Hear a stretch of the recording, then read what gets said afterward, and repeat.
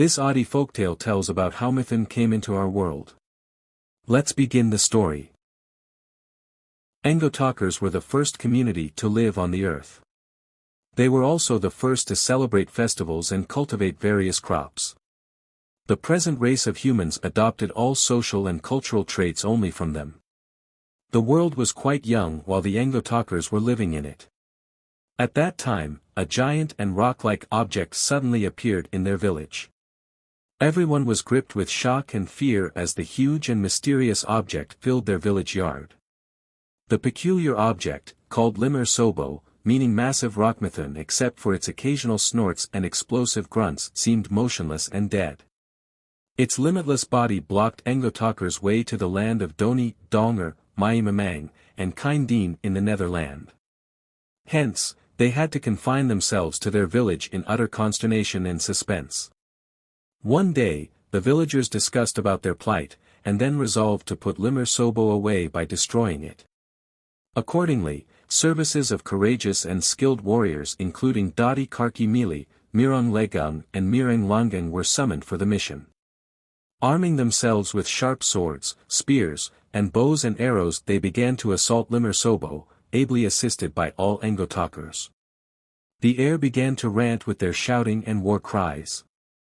Finally, they managed to kill Limur Sobo by attacking him from different fronts. When Limur Sobo finally lay dead, the relieved villagers cut the body into several pieces, and disposed them off in various lands like Doingang, Utporo besides the land of Kainane.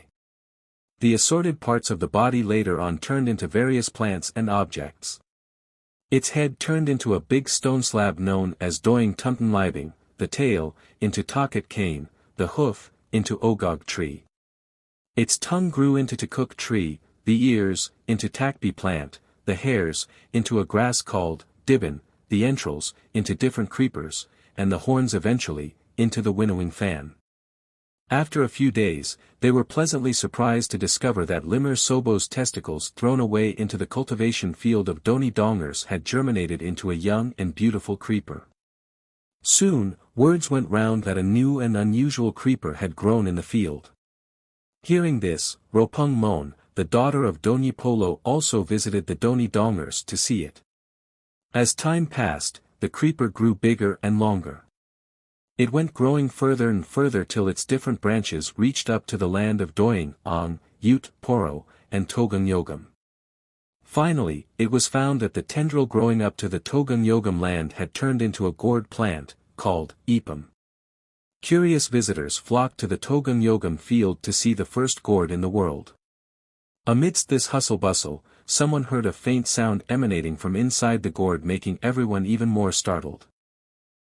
To find out its mystery, elders like Miko Yao and Karkimili requested a renowned priest, named Doing Razi Tabe, to enlighten them about the secret of the sound. Doing Razi Tabe set down to his work, and after carefully observing it declared, an insect has grown up in the gourd. It is this insect which is making the sound.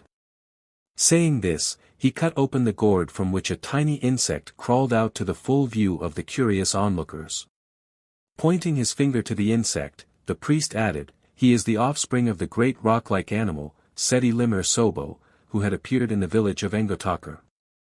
In due course of time, the small creature grew bigger and bigger until it acquired a big animal's shape and size. However, he lacked anus, nose, and teeth, making him unable to breathe, excrete, and grind.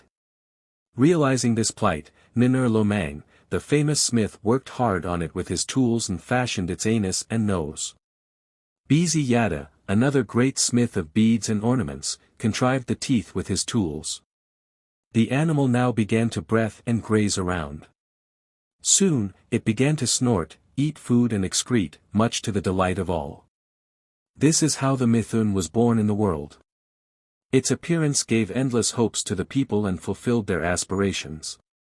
Since then, it became a symbol of peace and prosperity.